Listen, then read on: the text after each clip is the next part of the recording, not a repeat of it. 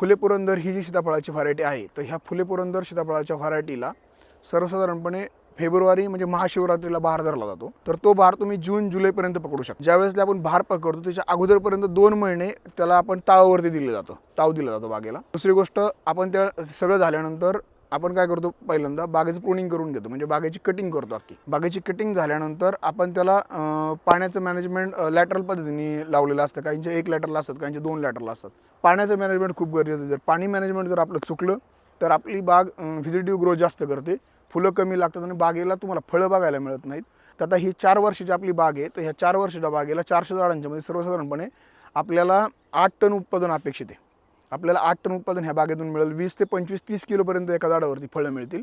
पण ह्या बागेला आपण जे खत वापरलं हे ऑर्गॅनिक पद्धतीचं खत वापरलेले, रासायनिक खतांचा आपण याच्यावरती वापर करत नाही. खालून जमिनीमधून सॉईलमध्ये आपल्याला वरतून जे काही स्प्रे असतात ते वरतून जे स्प्रे आहेत ते आपल्याला रासायनिकमध्ये घ्यावे लागतात. त्याच्यामध्ये मग तुमचं M45 असेल, त्याच्यानंतर तुमचे हमलासारखा स्प्रे असेल, त्याच्यानंतर तुमचं मोव्हेंटो एनर्जी, मोव्हेंटो ओडीसारखा स्प्रे, त्याच्यानंतर तुम्ही स्लेअर प्रोसारखा स्प्रे घेऊ शकता.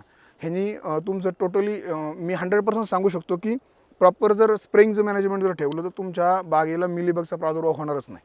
म्हणजे आत्ताही आपण बागेमध्ये बघितलं तर तुम्हाला मिलीबग कुठंच बघायला मिळणार नाही. आणि ऑर्गॅनिक खतं आपण खालून वापरलेलं असल्यामुळं त्या बागेची तुम्हाला फळांची किपिंग क्वालिटी खूप चांगली बघायला मिळते.